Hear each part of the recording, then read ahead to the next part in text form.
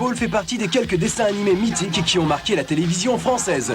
Lorsque la première série arrive en 1987 sur TF1, elle débarque en plein boom Chevalier du Zodiaque. Le succès n'est donc pas immédiatement au rendez-vous et il faudra laisser à Dragon Ball une première année avant qu'elle ne soit bien lancée. Si le début de l'histoire est assez léger et conserve l'esprit décalé du Dr Slump, l'autre grand succès de Toriyama, on se retrouve à la fin des 153 épisodes dans une série d'action plus sérieuse, plus tendue, plus violente aussi.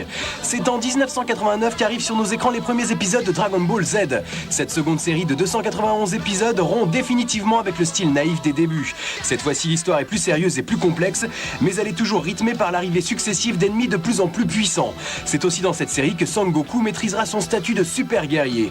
Ces images inoubliables marquent le début de la folie Dragon Ball Z. Les fans s'arrachent les produits dérivés d'importation vendus à prix d'or dans les magazines spécialisés et la série très regardée attire l'attention des médias. Dragon Ball Z est durement critiqué pour sa violence qui entraîne des coupes de plus en plus sévères dans les épisodes.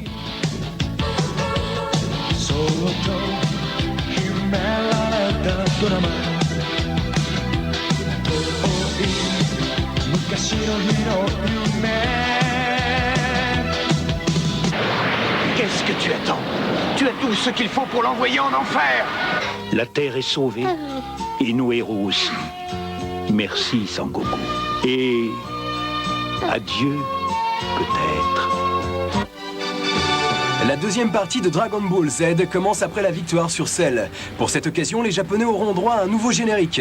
Dragon Ball Z revient alors à un ton plus léger. Son Gohan a grandi et va au lycée et Son Goten reprend le rôle de gamin turbulent laissé vacant par son père. Au niveau des combats, c'est également beaucoup moins dramatique.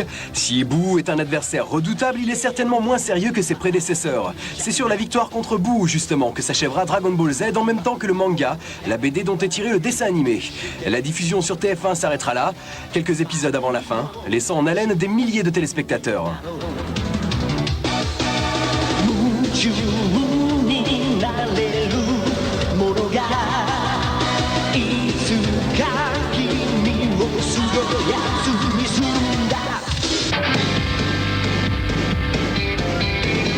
La dernière partie Dragon Ball GT n'est pas l'œuvre de Toriyama. Le staff du dessin animé a bien changé lui aussi, ce qui nous vaut une rupture de style frappante.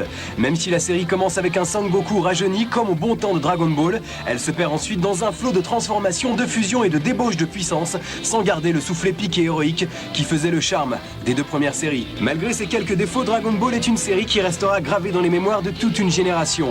Les enfants ont vu grandir Son Goku en même temps qu'eux et ont vécu cette saga comme une grande aventure sur une durée de près de 10 ans. Et quoi qu'on en dise, Dragon Ball et Dragon Ball Z méritaient largement le succès incroyable qu'elle a reçu en son temps.